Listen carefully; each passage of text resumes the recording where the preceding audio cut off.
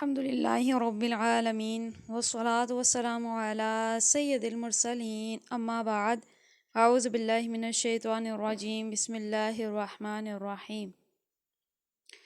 ربی اشرح لی صدری ویسر لی امری واحلل عقدۃ من لسانی یفقہوا قولی ان اللہ وملائکتہ یصلون علی النبی یا ایھا الذین آمنوا صلوا علیہ وسلموا تسلیما۔ تمام سائیں بہنوں کو ذی الحجہ کا چاند بہت بہت مبارک ہو۔ اللہ تعالی ہمیں ان 10 دنوں کی خصوصی برکتیں عطا فرمائے، ان 10 دنوں میں ایسے عمل کرنے کی توفیق عطا فرمائے کہ ہم اس کو راضی کرنے میں کامیاب ہو جائیں۔ ہمیں ان 10 دنوں میں عام دنوں سے بہت زیادہ عبادت کرنے کی اللہ تعالیٰ توفیق عطا فرمائے، اور ہمیں زیادہ سے زیادہ توشہ آخرت جمع کرنے کی توفیق عطا فرمائے۔ آئیے ہم اپنے سبق کو کنٹینیو کرتے ہیں۔ صحیح بخاری حدیث نمبر 201۔ انہوں نے حضرت انس رضی اللہ تعالیٰ عنہ کو یہ فرماتے ہوئے سنا، رسول اللہ صلی اللہ تعالیٰ علیہ وسلم جب دھوتے یا یہ کہا کہ جب نہاتے تو 1 سا سے لے کر 5 مد تک پانی استعمال فرماتے، اور جب وضو فرماتے تو 1 مد پانی سے، یعنی پانی کے استعمال کتنا کرتے تھے اس کا بتایا جا رہا ہے کہ جیسے 5 مد تک ہوتا تھا غسل کے لیے اور وضو کے لیے 1 مد پانی سے۔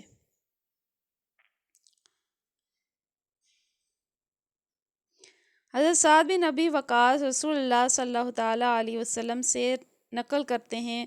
رسول اللہ صلی اللہ تعالیٰ علیہ وسلم نے موضوع پر مسح کیا۔ عبداللہ بن عمر رضی اللہ تعالیٰ عنہما نے اپنے والد ماجد عمر رضی اللہ تعالیٰ عنہ سے اس بارے میں پوچھا تو انہوں نے کہا، سچ ہے، اور یاد رکھو جب تم سے سعد رسول اللہ صلی اللہ تعالیٰ علیہ وآلہ وسلم کی کوئی حدیث بیان فرمائیں تو اس کے متعلق ان کے سوا کسی دوسرے شخص سے مت پوچھو۔ اور آگے جو ہے اس کے راوی بیان کیے گئے ہیں کہ حضرت ایک تو یہ کہ موضوع پر وضو کیا رسول اللہ نے، اور جن صحابی نے یہ حدیث بیان کی حضرت سعد بن ابی وقاص تھے۔ پھر حضرت عبداللہ بن عمر نے اپنے والد یعنی کہ حضرت عمر سے پوچھا تو انہوں نے کہا کہ جب سعد کوئی حدیث بیان کر دیں تو بس پھر وہ کافی ہے، کسی اور سے پوچھنے کی ضرورت نہیں ہے۔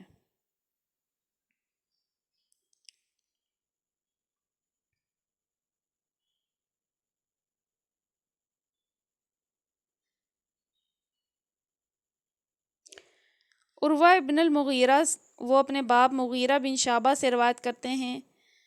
کہ وہ رسول اللہ صلی اللہ تعالیٰ علیہ وآلہ وسلم سے نقل کرتے ہیں، ایک دفعہ آپ صلی اللہ تعالیٰ علیہ وآلہ وسلم رفع حاجت کے لیے باہر گئے تو مغیرہ پانی کا ایک برتن لے کر آپ صلی اللہ تعالیٰ علیہ وآلہ وسلم کے پیچھے گئے۔ جب آپ صلی اللہ تعالیٰ علیہ وآلہ وسلم قضائے حاجت سے فارغ ہو گئے تو مغیرہ نے آپ صلی اللہ تعالیٰ علیہ وآلہ وسلم کو وضو کراتے ہوئے آپ صلی اللہ تعالیٰ علیہ وسلم کے اعضاء مبارک پر پانی ڈالا۔ آپ صلی اللہ تعالیٰ علیہ وآلہ وسلم نے وضو کیا اور موضوع پر مسح فرمایا۔ تو یہاں پر کافی ساری حدیثیں اسی باب میں آ رہی ہیں کہ آپ کو پاؤں پر وضو کرتے ہوئے دیکھا گیا، مسح کرتے ہوئے دیکھا گیا۔ انہوں نے رسول اللہ صلی اللہ تعالیٰ علیہ وآلہ وسلم کو موضوع پر مسح کرتے ہوئے دیکھا۔ اس حدیث کی مطابقت میں حرب اور ابان نے یحییٰ سے حدیث نقل کی ہے۔ تو یہ کس سے بیان ہے؟ جعفر بن عمرو بن امیہ زمری سے نقل کیا ہے کہ انہیں ان کے باپ نے یہ خبر دی، یعنی کافی سارے صحابہ نے اس طرح سے دیکھا کہ آپ نے جب آپ وضو کرتے تھے تو موضوع کے اوپر سے آپ مسح فرماتے تھے۔ میں نے رسول اللہ صلی اللہ تعالیٰ علیہ وآلہ وسلم کو اپنے امامے اور موضوع پر مسح کرتے دیکھا، اور آگے اس کے مزید راوی بیان کیے گئے ہیں، یعنی کہ صحیح بخاری حدیث نمبر 205 ہے کہ آپ کو دیکھا گیا کہ آپ نے امامے کے اوپر سے بھی امامے کو بھی نہیں اتارے جیسے یعنی مسح ہوتا ہے نا، اور اسی طرح سے پاؤں بھی نہیں دھوئے، یعنی کہ مسح کیا موضوع کے اوپر سے ہی۔ مزید فرماتے ہیں، میں ایک سفر میں رسول اللہ صلی اللہ تعالیٰ علیہ وآلہ وسلم کے ساتھ تھا تو میں نے چاہا کہ وضو کرتے وقت آپ صلی اللہ تعالیٰ علیہ وآلہ وسلم کے موزے اتار ڈالوں۔ آپ صلی اللہ تعالیٰ علیہ وسلم نے فرمایا کہ انہیں رہنے دو۔ جب میں نے انہیں پہنا تھا تو میرے پاؤں پاک تھے، یعنی میں وضو سے تھا، پس آپ صلی اللہ تعالیٰ علیہ وسلم نے ان پر مسح کیا۔ تو یہ اب اس میں وہ کنڈیشن آ گئی کہ کس کنڈیشن میں آپ مسح کر سکتے ہیں، تو وہ یہ کنڈیشن ہوتی ہے کہ پاؤں پہلے سے پاک ہوں، یعنی آپ نے موزے پہننے سے پہلے وضو کیا ہو، پاؤں دھوئے ہوں اچھی طرح، پاؤں آپ کے پاک صاف ہوں تو اب آپ مسح کر لیں اگر وضو ٹوٹنے والا کوئی عمل ہو جائے۔ اس صورت میں کہ اگر آپ کو اتارنے میں کوئی ڈیفیکلٹی ہے یا آپ سفر میں ہیں یا کوئی بھی معاملہ ہے تو آپ مسح کر سکتے ہیں۔ ظاہر ہے افضل تو یہی ہے کہ آپ اتار کے دوبارہ سے ہی پاکی حاصل کریں، لیکن یہ کہ شرط یہ ہے کہ مسح کے لیے کہ پہلے سے آپ کے پاؤں پاک ہوں۔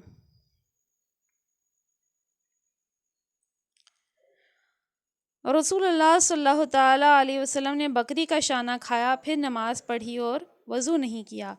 تو اس میں یہ پتہ چلا کہ اگر کوئی شخص گوشت کھا لیتا ہے، جیسے بکری آپ نے کھائی، تو اس کے بعد اس سے وضو نہیں ٹوٹتا، کیونکہ آپ نے اس کے بعد پھر نماز پڑھی، وضو دوبارہ نہیں کیا۔ اسی طرح سے ابو بکر، عمر اور عثمان رضی اللہ تعالیٰ عنہم نے گوشت کھایا اور نیا وضو نہیں کیا۔ انہوں نے رسول اللہ صلی اللہ تعالیٰ علیہ وسلم کو دیکھا کہ آپ صلی اللہ تعالیٰ علیہ وسلم بکری کے شانے سے کاٹ کاٹ کر کھا رہے تھے۔ پھر آپ صلی اللہ تعالیٰ علیہ وسلم نماز کے لیے بلائے گئے تو آپ صلی اللہ تعالیٰ علیہ وسلم نے چھری ڈال دی اور نماز پڑھی تو نیا وضو نہیں کیا۔ یہ صحیح بخاری حدیث نمبر 208۔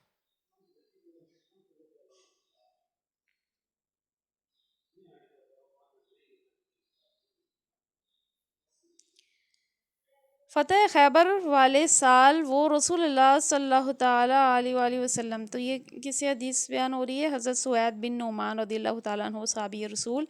کیا فرماتے ہیں کہ فتح خیبر والے سال وہ رسول اللہ صلی اللہ تعالیٰ علیہ وآلہ وسلم کے ساتھ صبح کی طرف جو خیبر کے قریب ایک جگہ ہے پہنچے۔ آپ صلی اللہ تعالیٰ علیہ وسلم نے عصر کی نماز پڑھی، پھر ناشتہ منگایا گیا تو سوائے ستوں کے کچھ نہیں لایا گیا۔ پھر آپ صلی اللہ تعالیٰ علیہ وسلم نے حکم دیا تو بھگو دیے گئے۔ پھر آپ صلی اللہ تعالیٰ علیہ وسلم نے کھایا اور ہم نے بھی کھایا۔ پھر مغرب کی نماز کے لیے کھڑے ہو گئے، آپ صلی اللہ تعالیٰ علیہ وسلم نے کلی کی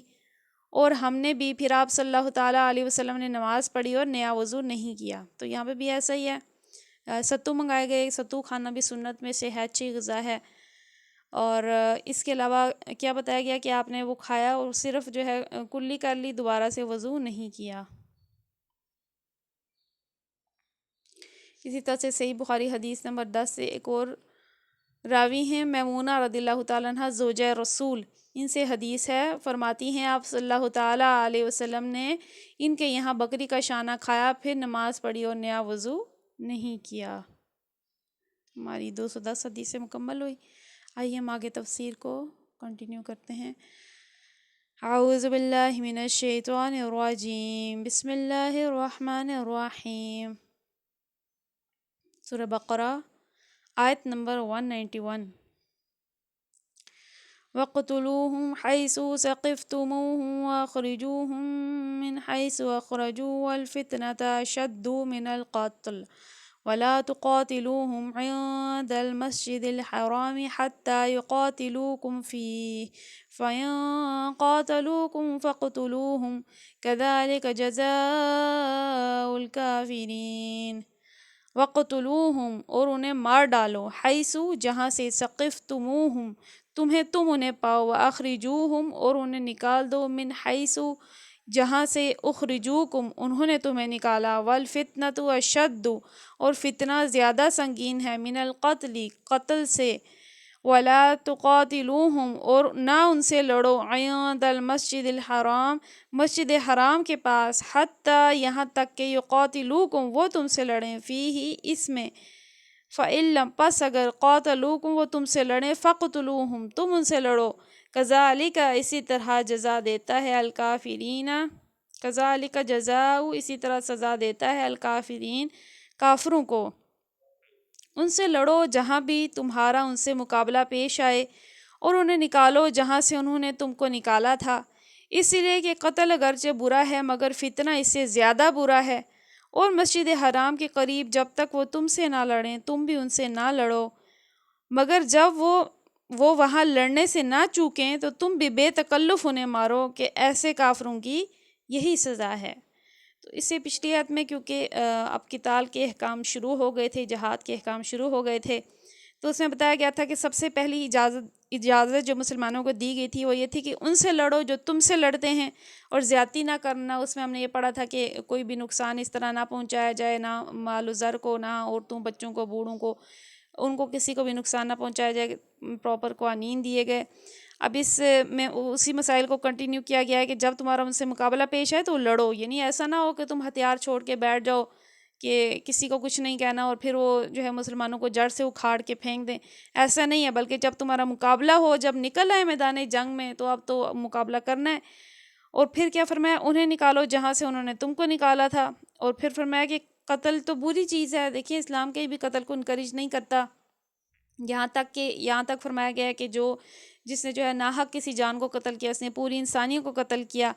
لیکن فرمایا گیا ہے کہ جو فتنہ ہے، جب فتنہ اٹھ رہا ہو تو وہ قتل سے زیادہ برا ہوتا ہے۔ اب فتنہ کس کو کہا گیا ہے، فتنے کا لفظ بھی ہم آگے جا کے پڑھیں گے کہ کس، لیکن البتہ کفر و شرک کا جو فتنہ ہے وہ قتل کے فتنے سے زیادہ یعنی برا ہے اگر وہ پھیل رہا ہوتا ہے۔ اور فرمایا کہ مسجد حرام کیونکہ حرمت والے مقام ہے، اس کے قریب نہ لڑنا، لیکن اگر وہ تمہیں یہاں پہ قتل کرنے آ جائیں، یہاں پہ مارنے آ جائیں، تو پھر کیا، پھر تم بے تکلف ان سے لڑنا، یعنی یہ نہ ہو کہ دل میں برا محسوس ہو کہ پھر تم بے تکلف لڑنا، ظاہر اپنی جان کی، اپنی مال کی، اپنے ملک کی حفاظت تو کرنی ہے، تو اس صورت میں فرمایا کہ تم انہیں بے تکلف مارنا۔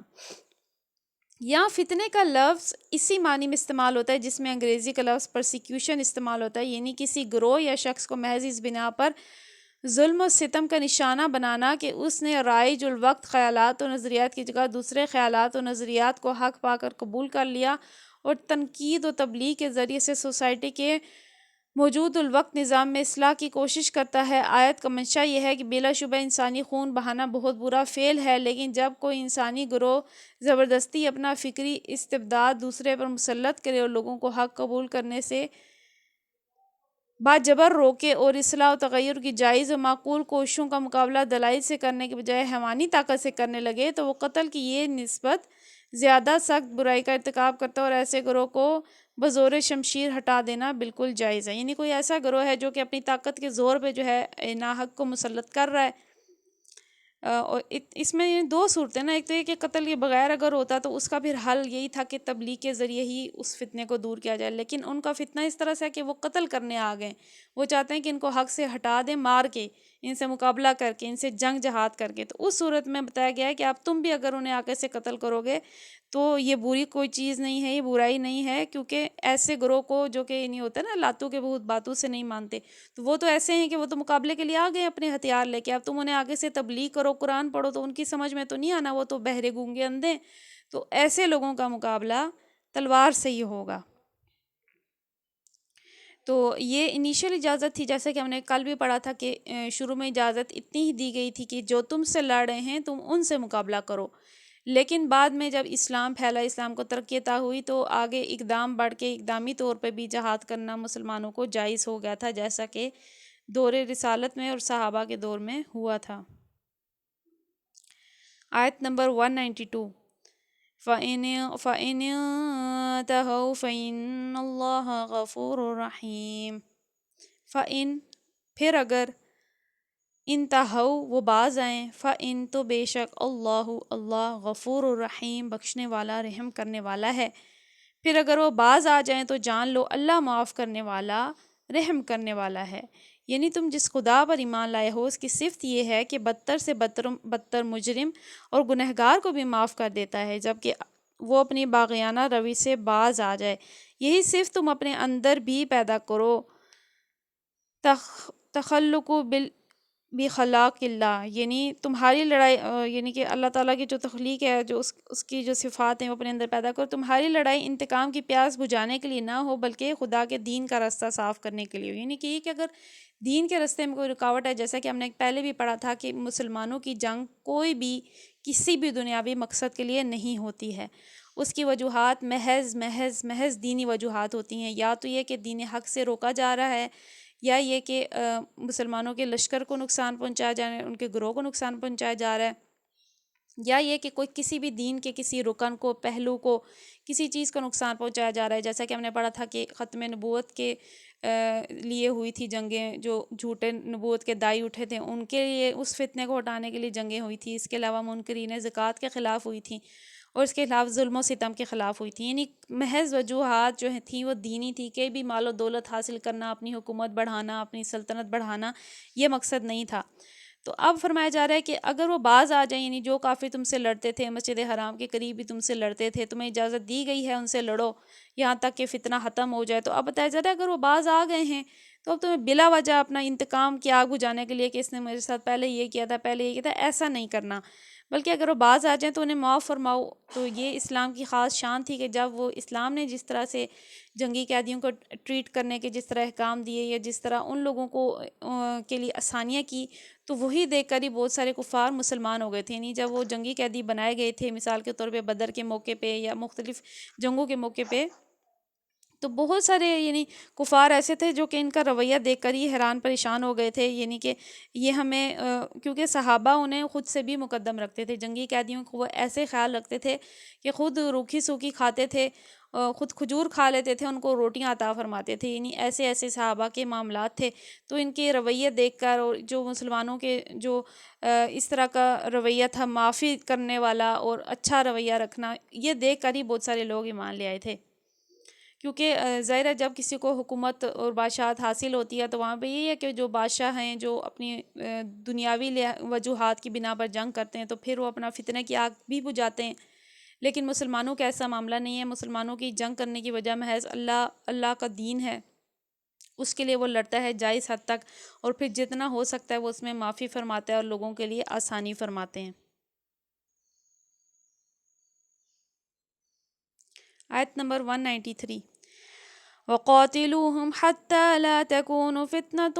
وَيَكُونَ الدِّينُ لِلَّهِ فَإِنِ انتَهَوْا فَلَا عُدْوَانَ إِلَّا عَلَى الظَّالِمِينَ۔ وَقَاتِلُوهُمْ، اور تم ان سے لڑو، حتیٰ یہاں تک کہ لا تکونا نہ رہے فتنۃ کوئی فتنہ، ویکونا اور ہو جائے الدین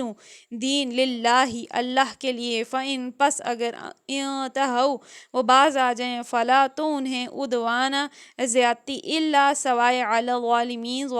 ظالموں پر، تم ان سے لڑتے رہو یہاں تک کہ فتنہ باقی نہ رہے اور دین اللہ ہی کے لیے ہو جائے۔ پھر اگر وہ باز آ جائیں تو سمجھ لو کہ ظالموں کے سوا اور کسی پر دست درازی روا نہیں ہے۔ تو اب اس میں بتایا جا رہا ہے کہ تم نے لڑنا ہے، کب تک لڑنا ہے کہ فتنہ باقی نہ رہے، جو بھی فتنہ اٹھا ہے نیا وہ باقی نہ رہے اور دین سارا اللہ کے لیے ہو جائے۔ یہاں فتنے کے لفظ اوپر کے معنی سے ذرا مختلف معنی میں استعمال ہوتا ہے۔ سیاق و سباق سے صاف ظاہر ہے کہ اس مقام پر فتنے سے مراد وہ حالت ہے جس میں دین اللہ کی بجائے کسی اور کے لیے ہو۔ لڑائی کا مقصد یہ ہے کہ فتنہ ختم ہو جائے اور دین صرف اللہ کے لیے ہو۔ یعنی کیا ہے کہ کیا صورتحال ہے کہ دین جو ہے اللہ کا نہ ہو، یعنی کہ غیر شرعی نظام نافذ ہو، اللہ کا احکام نافذ نہ ہو، جیسے آج کل ہے ڈیموکریسی ہے، کیپٹلزم ہے، کوئی بھی اور آپ سسٹم لے لیں، دین اللہ کا نہیں ہے بلکہ کچھ اور ہی فالو کیا جا رہا ہے، تو اس میں کیا اس کو فتنہ بتایا گیا ہے۔ اور لڑائی کا مقصد کیا ہو کہ فتنے کو ختم کر دیں اور دین اللہ کے لیے ہو جائے۔ پھر جب ہم لفظ دین کی تحقیق کرتے ہیں تو معلوم ہوتا ہے کہ عربی زبان میں دین کے معنی اطاعت کے ہیں، اور اصطلاحاً اس سے مراد وہ نظام زندگی ہے جو کسی کو بالا تر مان کر اس کے احکام و قوانین کی پیروی میں اختیار کیا جائے۔ پس دین کی اس تشریح سے بات خود واضح ہو جاتی ہے کہ سوسائٹی کی وہ حالت جس میں بندوں کی خدائی اور فرما روائی قائم ہو اور جس میں اللہ کے قانون کے مطابق زندگی بسر کرنا ممکن نہ رہے، فتنہ کی حالت ہے۔ اور اسلامی جنگ کا مطمح نظریہ ہے کہ اس فتنہ کی جگہ ایسا نظام قائم ہو جائے جس میں بندہ صرف قانون الہی کے مطیع بن کر رہیں۔ تو آج ہم اپنے آپ سے سوسائٹی سے اس کو کمپیریزن کریں تو کیا ہے کہ انسانوں کی حاکمیت ہے، یعنی انسانوں کے بنائے ہوئے قانون ہیں، جہاں وہ جس طرح چاہتے ہیں اس کو تبدیل کرتے ہیں۔ اپنی مرضی سے چور کی سزا بھی رکھی ہے، زانی کی سزا بھی رکھی ہے، اپنی مرضی کے مطابق سود کا نظام بھی رکھا ہے۔ اسلامی ممالک میں ہوتے ہوئے بھی تمام غیر شرعی جو ہے اور انسان کے اپنے بنائے ہوئے جو نظام ہیں ان کو رکھا ہے، ان کی پابندی ہے، ان کے مطابق عمل ہے۔ تو اس نظام کو فتنے کا نظام کہا جاتا ہے۔ ہونا کیا چاہیے کہ خدائی نظام قائم ہو، اور جو حالت جس میں ہم ابھی زندگی گزار رہے ہیں اس حالت کو فتنے کی حالت میں زندگی گزارنا کہتے ہیں۔ یعنی کہ فتنہ ہے، ظاہر ہے اللہ کے دین کے مطابق کہیں بھی کچھ بھی فیصلہ نہیں ہوتا، تو ضرورت کیا ہوتی ہے اس وقت کی کہ وہاں پر ایک ایسا نظام قائم کیا جائے جس میں صرف قانون الہی کے لوگ مطیع بن کر رہیں۔ آگے فرمایا گیا کہ باز آ جائیں تو پھر ان سے، اگر وہ باز آ جائیں تو دست درازی نہ کرو۔ تو باز آ جانے سے مراد کافروں کا اپنے کفر و شرک سے باز آ جانا نہیں، بلکہ فتنے سے باز آ جانا ہے۔ یعنی ظاہر ہے کافر تو کافر رہتے ہیں، کہ اسلامی سوسائٹی بھی ہے تو ایسا نہیں ہے کہ کافروں کو مار کے پھینک دیا جائے گا، بالکل بھی ایسا نہیں ہے۔ ان کو اسلامی ریاست میں وہ اللہ رسول کے ذمے میں ہوتے ہیں، ان کی حفاظت کرنا مسلمانوں پہ ایسے ہی فرض ہے جیسے اپنے مال و دولت کی کرتے ہیں۔ بلکہ فتنے سے باز آ جانے کا مطلب یہ نہیں ہے کہ وہ کفر یا شرک چھوڑ دیں۔ کافر مشرک دوہریے ہر ایک کو اختیار ہے کہ وہ اپنا عقیدہ جو رکھتا ہے رکھے، اور جس کی چاہے عبادت کرے یا کسی کی نہ کرے۔ اس گمراہی سے اس کو نکالنے کے لیے ہمیں اس فہمائش اور نصیحت کریں گے، مگر اسے لڑیں گے نہیں، لیکن اس سے یہ حق ہرگز حاصل نہیں ہے کہ خدا کی زمین پہ خدا کے قانون کی بجائے اپنے باطل قوانین جاری کرے اور خدا کے بندوں کو غیر اس خدا کسی کا بندہ بنائے۔ اس فتنے کو دفع کرنے کے لیے حسب معمول اور حسب امکان تبلیغ و شمشیر دونوں سے کام لیا جائے، اور مومن اس وقت تک چین سے نہ بیٹھے جب تک کفار اپنے فتنے سے باز نہ آ جائیں۔ تو ہم تو چین سے ہی بیٹھے ہیں، ہم نے تو ویسے ہی اس قرآن کو چھوڑ دیا ہے۔ تو اس میں بتایا جا رہا ہے کہ کافر جو ہے اگر فتنے سے باز، یعنی فتنے سے مراد یہ نہیں ہے کہ وہ کفر و شرک چھوڑ دے، نہیں، بلکہ اسلامی حکومت میں اجازت ہوتی ہے جس کا جو عقیدہ ہے وہ اس پہ رہے، صرف اس کی تبلیغ کرنے کی اجازت نہیں ہوتی۔ اور دوسرا یہ کہ وہ فتنہ کسی اور طرح کا پھیلائے، یعنی جنگ لڑائی یا کوئی ایسی صورت بنائے جس میں وہ مسلمانوں کو نقصان پہنچا رہا ہو، کوئی انتشار پھیلا رہا ہے، وہ اس چیز کی اجازت نہیں ہے۔ اور دوسرا یہ کہ جہاں پہ وہ رہ رہے ہوں وہ محکوم ہونے چاہیے، کس کے؟ خدا کے نظام کے محکوم ہونے چاہیے تمام لوگ، بھلے وہ مسلمان ہو یا کافر ہوں۔ یعنی ٹاپ پہ کون سا نظام ہونا چاہیے؟ اللہ کا نظام ہونا چاہیے۔ اور جو یہ فرمایا کہ اگر وہ باز آ جائیں تو ظالموں کے سوا کسی پر دست درازی نہ کرو، تو اس سے اشارہ نکلتا ہے کہ جب نظام باطل کی جگہ نظام حق قائم ہو جائے تو عام لوگوں کو تو معاف کر دیا جائے، لیکن ایسے لوگوں کو سزا دینے میں اہل حق بالکل حق پہ جانب ہوں گے جنہوں نے اپنے دور اقتدار میں نظام حق کا راستہ روکنے کے لیے ظلم و ستم کی حد کر دی تھی۔ اگرچہ اس معاملے میں بھی مومنین صالحین کو زیب یہی دیتا ہے کہ عفو و درگزر سے کام لیں اور فتح یاب ہو کر ظالموں سے انتقام نہ لیں۔ یعنی جیسے فتح مکہ تھا، آپ دیکھیے کہ فتح مکہ کے موقع پر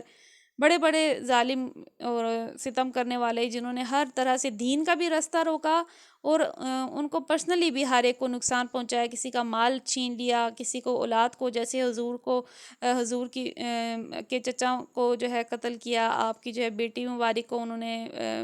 اونٹ سے گرایا جس کی وجہ سے وہ شہید ہو گئیں۔ اسی طرح سے ہر موقع پہ آپ کے جو پیارے پیارے اصحاب تھے جنگوں پر، ہر موقع پر جو ہے انہیں تکلیفیں پہنچائی، انہیں شہید کیا۔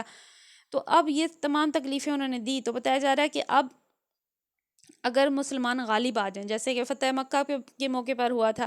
تو یہ نہیں ہے کہ وہ ہر ایک کو قتل کر دیں گے، نہیں، بلکہ اس میں سے خالص صرف ان لوگوں سے لڑ سکتے ہیں جنہوں نے دین کے پہ لڑا۔ یعنی کسی نے آپ کو کوئی پرسنل پتھر مارا ہے اس کو تو آپ معاف کر دیں، لیکن کسی نے دین کے بارے میں کچھ کہا ہے، نبی رسول قرآن اور دین کا راستہ روکا ہے، تو اس سے آپ جو ہے مقابلہ کر سکتے ہیں۔ لیکن بتایا گیا اس میں بھی عفو و درگزر بہتر ہے، جیسا کہ فتح مکہ کے موقع پر دین کے بڑے بڑے دشمنوں کو سب کو معاف کر دیا گیا تھا۔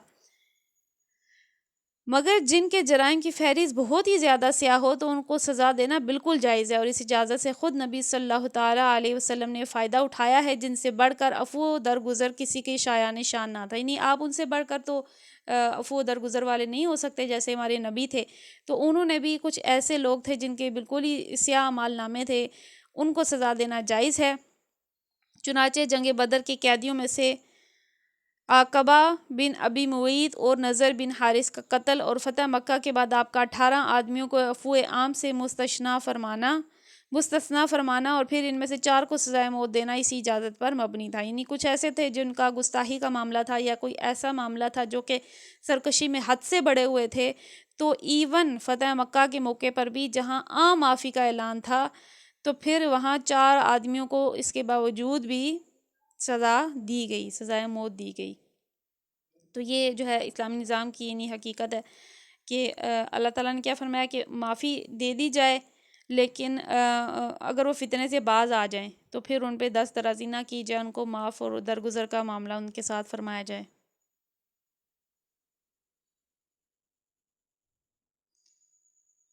آگے پھر نیا ٹاپک شروع ہو رہا ہے، انشاءاللہ اس کو ہم کل سے کنٹینیو کریں گے۔ اللہ تعالیٰ سے دعا کرتے ہیں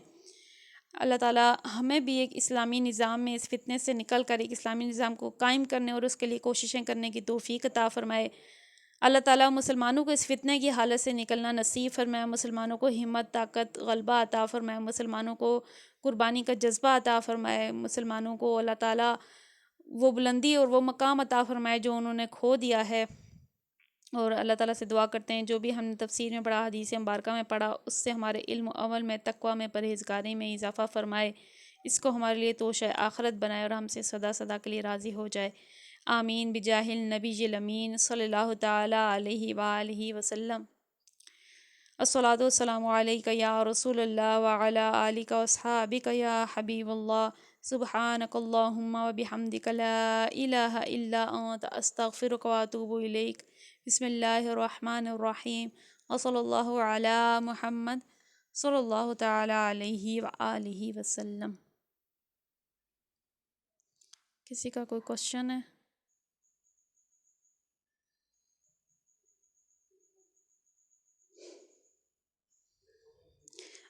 اس میں یہ پوچھا جا رہا ہے جو ابھی ریسنٹ واقعہ ہوا ہے جس میں ایک ہندو درزی کو قتل کیا گیا تھا کیونکہ وہ گستاخ رسول کا ساتھ دے رہا تھا سوشل میڈیا پہ ویڈیو پوسٹ کر کے۔ تو اس میں دیکھیے کہ ایسے نہیں ہوتا ہے، اسلامی نظام میں بھی جو فیصلہ ہوتا ہے وہ قاضی کرتا ہے، ایک قاضی ہوتا ہے جو کہ اللہ کے قانون کے مطابق فیصلہ لایا جاتا ہے۔ جیسے ہمارے یہاں نا ابھی قاضی تو ہے نہیں، نہ اسلامی نظام ہے، نہیں اگر آپ اس کو عدالت بھی لے جاتے تو وہ اللہ کے قانون کے مطابق تو فیصلہ نہ کرتا۔ دوسری بات یہ کہ وہ مسلمان رہ بھی دار کفر میں رہیں، یعنی انڈیا میں رہ رہے ہیں، تو ویسے تو میں نے آپ کو جیسے بتایا ہم پاکستان میں ہوتے ہوئے بھی دار کفر میں ہی ہیں، کیونکہ ہمارا نظام جو ہم پہ قائم ہے وہ دار کفر والا ہی ہے، یعنی وہ اللہ کی کتاب کے مطابق فیصلہ اس معاملے میں بھی نہیں کرتے۔ تو اب دیکھیے کہ اس میں یہ ہے کہ کوئی بھی کسی کو بھی اجازت نہیں ہوتی کہ وہ اپنے ہاتھ میں ایسے قانون لے۔ اسلامی نظام جب ایک ہوتا ہے، جب آپ کو پتہ ہوتا ہے کہ ایک قانون ہے، وہاں پہ اللہ کی شریعت کے مطابق فیصلہ ہوگا، وہاں پہ لایا جاتا، وہاں پہ قاضی ہوتے، علماء ہوتے، مفتی ہوتے، وہ اللہ کی کتاب کے مطابق اگر اس شخص کی سزا سزائے موت ہے تو اس کو سزائے موت دی جاتی۔ لیکن خود بخود ایسے کسی کو جو ہے اپنی مرضی سے نہیں قتل کر دینا، تو اس کی اجازت نہیں ہے۔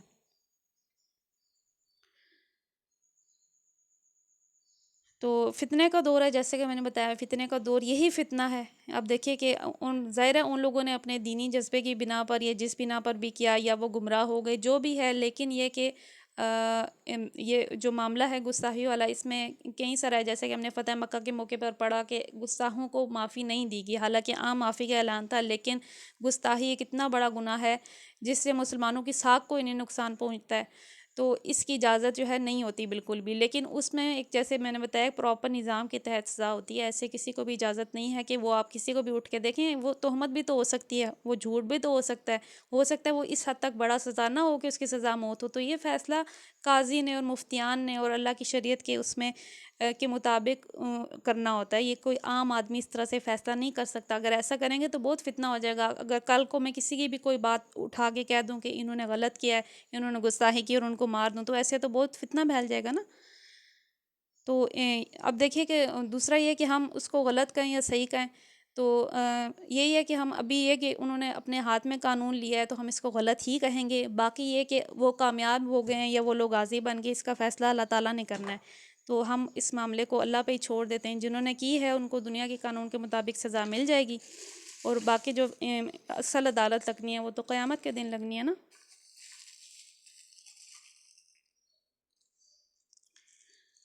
تو چلیں اللہ تعالیٰ سے دعا کرتے ہیں ہمارے بھی علم و حکمت میں اضافہ عطا فرمائے، ہمیں اس دور فتن کے جو نئے نئے فتنے اٹھ رہے ہیں اس میں اللہ تعالیٰ ہمارے ایمان کی حفاظت فرمائے اور ہمیں اس دین پہ مضبوطی عطا فرمائے۔ یا مقلب القلوب ثبت قلبی علی دینک، آمین بجاہ النبی الامین صلی اللہ تعالیٰ علیہ وآلہ وسلم۔